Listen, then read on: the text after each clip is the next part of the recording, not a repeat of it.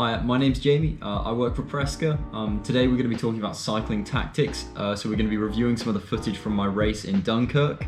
It's part of the French Grand Prix circuit. This is the first Division 2 race. Happened only a couple of days ago, and yeah, we're going to review how the race went.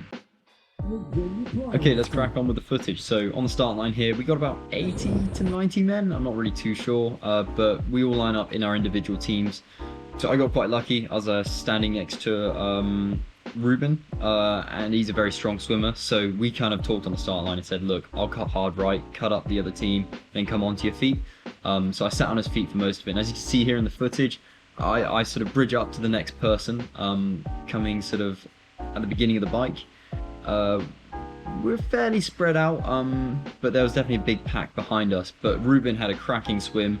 He maybe got us out the water he came out probably third man. I came out like sixth man. As we can see, we're already right at the very front of the race. Ruben's already putting down the power. He's such a strong swimmer and cyclist. I am on his team, so I need to make sure whenever he asks me to pull turns, I pull through and do my fair share. So I pull through, take a little turn. Then luckily this guy on an aluminium bike, really stunning paint job on it as well, pulls through and takes a big turn, which is always good. He flicks the elbow. Obviously he's not my teammate, so I'm not really too motivated to pull a turn for him. However, Ruben comes through. He's been sitting on the wheels for a little bit. It is important at this stage of the race to kind of keep the pace fast. There was a dead turn there, and as we're coming out of the dead turn, we can kind of have a look and see what's happening in the field. Oh, here it is. Sorry, no. Here's the dead turn. I kind of end up coming around at first, which isn't a bad thing, and you're just going to want to keep looking over to the left and seeing where the rest of the field is. Now we've almost formed a bit of a breakaway because there's a group of maybe 20 men followed by another sporadic group of about like, I don't know, 14, 15 men. So there's a big pack behind us. Clearly we want them to have to work hard. We don't want to have to just give them, the front of the race. So myself and Ruben, we pull turns sort of thing. I'm feeling pretty good at this point, so I sit on the front, and also this is a very sheltered part of the course. It's definitely worth mentioning it's a very windy day, and I'll try and point out where the wind is, where the wind isn't. I wish I knew this guy on the aluminium bike name, because he's a very strong cyclist, but you'll see later in the video we have some like interesting interactions. But yeah, this is a part of the course that's super exposed, apart from that ship which blocks quite a lot of wind. But super exposed. We've got a wind coming from the right/headwind, and later in the race when I get tired, I really don't want to sit in this headwind. But obviously I pull a small turn here just to kind of keep the speed going. We're caught pretty much by a fair, I think it's that big patch. They caught us within the first lap. I will be cutting out bits and pieces. Now, we've got my second teammate coming into play. He must have been in the second pack behind us. We've got Stefano. So I'm in the blue tri-suit. I don't think I actually said that. So any of the blue tri-suits you see, or the bright, light blue tri-suits, they're my team. This is coming through transition. It's a massive tailwind, so you sit quite comfortably at north of 50 kilometers an hour without putting out too much effort. Here's one of the two dead turns. So this is the dead turn at the top of the course. My two teammates are at the front, and obviously I kind of want to get behind them. Although triathlon is notoriously an individual sport, in sort of Grand Prix racing, it's definitely a team sport. So we want the team to do well, and the top three, I think, or top four count for points. So we want to keep the pace fast. This is the sketchy moment. I slowed it down because the guy on the alley bike just seemed to love to dive bomb every time into a dead turn, and just there especially, like, he just came stupidly close. Like, we pretty much touched bars.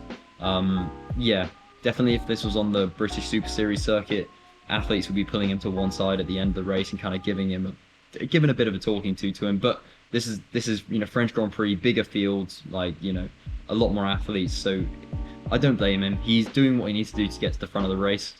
I think it could be done a bit safer, but each their own. This is a rookie mistake I'm making. For some reason I keep losing speed going into this headwind. Bit of a touch of wheels there with my teammate, which is, you hate to see it. But yeah, anyway, we're in a good position. This is the headwind. You don't want to be taking the headwind. You also don't want to be too far back in the pack, because yes, you're more sheltered, but you're also at more risk of A, crashing, and you know, B, you get strung out along these dead turns. So you see this heavy braking in, then everybody accelerates out, and the front of the pack can sort of accelerate out whilst the back of the pack's still braking. That causes it to go into a big line. Again, another headwind here, so you can see everybody kind of slows up. This is a part of the race I maybe don't do too well. I can see Ruben sort of going up around the outside, and I am stuck. Like I'm just locked in the wheels. It's gonna happen in a race of this many people. It's impossible to stay at the front all the time. You're gonna expel too much energy. And looking back at the race, I think I should have felt more comfortable falling back onto the wheels a bit, and realizing that it's okay to not be in the first like 4 wheels. It's okay to sit back. But again, I don't really know these boys. I don't know who's safe to follow and who's not. Luckily, I think I'm being, you know, over cautious. There was no real crashes that day. The gentleman on the left was lovely. Gave me the wheel, which is really good of him, because he could see that I was just blocked in and I didn't really want to be there. Here's our friend on the aluminium bike. Again, I don't want to slate him because he's, you know, he put in so many big digs in this race and he raced so well. And you can see both of my teammates slightly up the road. They're pretty much controlling the pace. Or I mean, as far as teams go, we have a monopoly on the front of this race. Oh, wow, that aluminium bike's stunning. It's got a multicolored paint job. It's just so cool. Yeah, good on him. But obviously I'm squeezing in between riders. Maybe not the safest thing in the world, but now we've just got the perfect positioning. We can see the front of the race, all 3 of us. And all 3 of us are just clumped together. We can kind of choose when to push, and I think we do push here. So we've got Stefano taking the front, and he's such a strong cyclist. So he just, you know, pushes on. I sit there, and I'm pretty sure we've got Ruben in behind me. Now, I'm probably not the nicest bloke because this is the headwind. This guy was asking me to come through. He's not my teammate. I don't really want to take the win for him. So that caused the pace to ease up, and obviously some people attacked. I'm not even too sure if I had to get out of the saddle. I just kind of sat in on the wind and just followed the wheels. There was no real need to exert too much energy. This kind of seemed to be a common thing in at least this race. People would kind of settle in, the pace would ease way far up, and people would just launch these mad attacks. So I see my teammate go. You'll see a lot in this race. I'm following my teammates' wheels because I really trust them as cyclists. Not that I don't trust everybody else in the pack, but I know these boys. I know they ride safe. And also, if they're wanting to make a move in the race, I want to be there to support them. I think I was actually talking to Stefano there, and I said, like, there's somebody up the road. There's no need to, you know, butcher it to try and get to him. We might as well just let him hang, let him sort of burn a few of his candles, like, because we're in the big pack, we're controlling the pace. We don't need to, you know, launch anything huge. So I'm asked to come through here. Obviously it's my teammate, so I'm going to pull a turn. If it wasn't my teammate, I probably would have just sat on his wheel. But I don't mind it here because it's a tailwind apart from anything. So you don't really get that much benefit from sitting in on the pack. And also we're keeping the pace fast and we're kind of in control. 2 laps to go. Really, we're pulling some pretty mega turns. Not ideal to be expelling this much, you know, this much energy. You can see the guy on the alley bike as well, always on the inside line. I gotta commend him. It's impressive, but at the same time, maybe not what I would do. But he's got the position, hasn't he? But then he just sits up because it's straight into a headwind down here. So, you know, I'd much rather be sat on the wheels. We can see Ruben making a bit of a move. Again, he's not launching a solo attack. You can see somebody going up the road, so he's just chasing down that wheel. Then again, I'm just sitting on Stefano's wheel.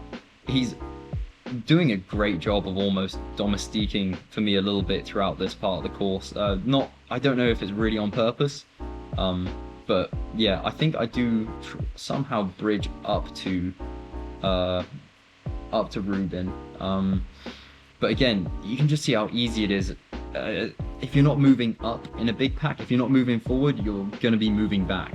So it's important to make sure you know what you're doing, because if you are moving back, you need to make sure your front wheel isn't stuck in the middle of the pack, and you can kind of have an escape route. But sometimes that's just not possible. Sometimes you just need to sit in, just watch people attack. Yeah, so I got up to Ruben somehow. I can't really remember how. And I know he's strong. I know he's going to position himself strong. So I'll just stick with him, stick with my teammates.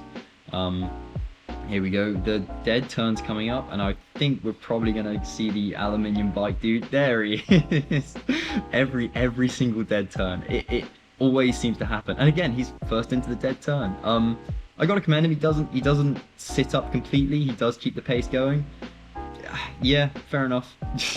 But anyway, you know, we're all kind of pushing on a little bit because we all know the last lap is coming up shortly. Not much is really happening. Okay, here we go. So we're into the headwind now again. So it's hard left, hard left. Do I lose space? Yes. I think everybody else is pedaling through this corner and I just don't. So that's definitely a big mark down in my book because this is a headwind now and I'm having to work hard to get back onto the wheel, which I was sitting on. So that's a huge thing that I need to work on tactically. But having said that, I kind of carry the momentum from my bridge and everybody seems to sit up. So which means that I go from being maybe 10th, 14th man to seeing pretty much the front of the race. But then obviously another attacker launches. I'm sat with my teammate. I don't really feel like I need to dedicate too much energy to that. Here we go. So this is the last lap. This is yeah, this is where things get a bit spicy because my team, we've been sat at the front, us three, pretty much the whole race. We don't, there goes the alley frame. He knows a dead turn's coming up, so he's getting to the front. Yeah, so we've been working really hard on the front of the race. Everybody else has kind of been sat back in the pack. We've had a few other people working really hard, but they're going to be really fresh and they're going to want to position themselves really well for the run. And because they got fresher legs, they're going to be able to sort of put more energy into getting to the front. So it's about cycling smart. So I'm just going to watch my teammates, see what they do. Here, I'm kind of protected by the wind, kind of not, but people just seem to sit up a little bit on this part of the course, so I just bridge up to Ruben. Again, everything seems to slow a bit, so I just bridge up again, not pushing too much extra power. Now, this guy in the orange is an absolute lifesaver. He puts in so much work at the front. Obviously now I'm following my teammate, which is class. I can see that he's sort of easing off the pace a bit, so obviously I'm going to come through. I'm not just going to let him hang out in the front by himself. Anybody other than my teammate, and I wouldn't let them hang, there's no need to help him. Don't pull a big turn, and then he comes back past again. This might seem counterintuitive because we're pulling these turns, it's the last lap. Obviously you want to save your legs, but we're keeping the pace fast, which means that people aren't able to launch those stupid attacks around the outside. So here's the guy in the orange. No word of a lie, probably for 50 to 60% of the last lap, he just sits on the front. And I'm the man behind him, so I just stick to his wheel. This is the part with the headwind. He did flick for me to come through. I ignored him. Again, it's not the nicest move from me, but he's not my teammate. I don't really feel the need to push out in front. We've got some boys who've clearly just been sitting on wheels. They've got energy, and this guy's still got legs. Like he's still pushing hard, which is amazing for me. Everybody's starting to take their feet out of their shoes now. They're starting to not unclip, get their feet on top of their shoes, ready to come off into transition. Now my teammate Stefano on the right here, you can see he pushes quite hard, and he finds this gap on the outside. I try and follow the same, and I do manage to squeeze through, but I almost got kind of completely cut off. And I carry a bit more speed through than the other boys. Wasn't a false dismount or anything. Like I just seemed to be able to jump off at a bit of a faster speed. And then I managed to run through to my transition spot. And yeah, from there, the race was sort of interesting. I ended up running out of T2 quite a lot ahead of the other athletes. I think I probably gained 4 seconds just by having like a fast T2. And then I got excited because I was leading the race and stretched it to about a 9-second lead on everybody in the pack. And then after that, I managed to, yeah, I died off. I effectively hit the wall. I got too excited too early, hit the wall, and I was overtaken by 2 other athletes. But still, I think tactically we executed the race well, everybody in our team. I ended up getting individual third, which I was very excited about because I haven't been on a major podium in quite a while. And my team, more importantly, my team managed to get third. So Team Chateauroux, we're currently third in the D2 rankings, and we've got another race coming up soon. So yeah, if you guys sort of enjoy this sort of talk through, me just chatting away very informally over race footage, do let me know. Maybe it might be something we'll do for the next race as well. But yeah, no, thank you very much for listening. I really appreciate your time.